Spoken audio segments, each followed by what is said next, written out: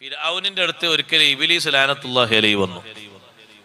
ഇബ്ലീസ് വന്നിട്ട് ഫിർഔനോട് പറഞ്ഞു, ഫിർഔനെ, ഞാനൊരിക്കലും റബ്ബാണെന്നൊരു വാദം ഞാൻ വാദിച്ചിട്ടില്ല. ഇബ്ലീസ് പറയാ, റബ്ബാണെന്ന് ഞാൻ വാദിച്ചിട്ടില്ല. ഇബ്ലീസോട് റബ്ബാന്ന് വാദിച്ച്, പക്ഷെ നിങ്ങള് എന്റെ അപ്പുറം കടത്തി വെട്ടി. അന റബ്ബുക്കുമുല്ലാല, നിങ്ങള് റബ്ബാന്ന് മാത്രല്ല പറഞ്ഞു, റബ്ബുക്കുമുല്ലാല, നിങ്ങളെ വല്യമ്പുരാന് ഞാനാണ്. നിങ്ങൾ വല്ലാത്തൊരു സംഗതിയാണ്. ഞാനിങ്ങനെ വഴികെട്ട രീതിയിൽ അള്ളാഹു തആലയോട് കിബ്ർ നടിച്ച് ഞാനിങ്ങനെ അവിടുന്ന് പുറത്തായി പോന്നു.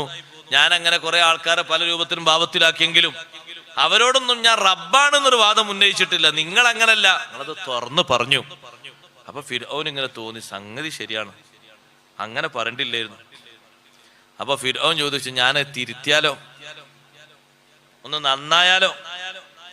ഇബ്ലീസ് പറഞ്ഞു, ഞാനൊരു കാര്യം പറയുമ്പോഴേക്കും നന്നാക, നിങ്ങളെ പിന്നിൽ ഈ ലക്ഷക്കണക്കിന് ആളുകൾ കൂടാനുള്ള കാര്യങ്ങൾ അങ്ങനെ പറഞ്ഞുകൊണ്ടാണ്. അതിന് മാറിയാൽ നിങ്ങൾക്ക് ഒരാൾ പോലും പിന്താങ്ങാണ്ടാകൂല, അത് ഉറച്ചു നിന്നോളൂ. ഇപ്പ പറഞ്ഞ വാദത്തിൽ ഉറച്ചു നിന്നോളൂ. അതുകൊണ്ടാണ് ഈ മിസ്റിലെ ജനത മുഴുവനും നിങ്ങളെ പിന്നാലെ അടിയുറച്ചു നിൽക്കുന്ന, അവരൊക്കെ പ്രശംസിക്കുന്നത്, അവർ നിങ്ങളെയും പിന്താങ്ങി നടക്കുന്നത്. ഫിർഔൻ ചോദിച്ചു, എന്നാ പിന്നെ അങ്ങനെ തന്നെ നിൽക്കല്ലേ? അങ്ങനെ തന്നെ നിൽക്ക.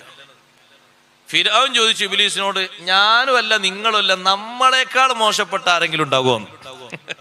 കേട്ടോളി, ഇമാം കല്ലൂബി ഉദ്ധരിക്കുന്ന ചരിത്രത്തിൽ കാണാം, നമ്മളെക്കാളും മോശപ്പെട്ട ആൾക്കാർ ആരെങ്കിലും ഉണ്ടാകുമോ? അപ്പൊ ഇബ്ലീസ് പറഞ്ഞു, ഉണ്ട്. അതിൽ നമ്മൾ ആരും പെടരുത്, അല്ലാഹു നമ്മളെ നന്നാക്കി തരട്ടെ. സമൂഹത്തിൽ ആ വിധം തണ്ടിൽ നിൽക്കുന്ന ഒരുപാട് മനുഷ്യന്മാരുണ്ട്. നിസ്കാരമുണ്ടോ? നിസ്കാരമുണ്ട്. നോമ്പുണ്ടോ? നോമ്പുണ്ട്. ഹജ്ജോ? ഹജ്ജും ഉണ്ട്. സക്കാത്തോ? അതൊക്കെ ഇഷ്ടം പോലെ. പിന്നെ പെങ്ങളോട് മിണ്ടൂല. എന്തേ? എന്തോ ഒരു പ്രശ്നം മുമ്പുണ്ടായിട്ട്. ആർക്കാ പ്രശ്നമില്ലാത്ത? എന്നിട്ട് ആ പെങ്ങള് വന്നു, അല്ല റജബും ഷാബാനൊക്കെ അല്ലേ വരുന്നത്, റമദാനൊക്കെ അല്ലേ, അതിനെന്താ എനിക്ക് നോമ്പ് പറ്റുകൊണ്ട് വരുമ്പോ?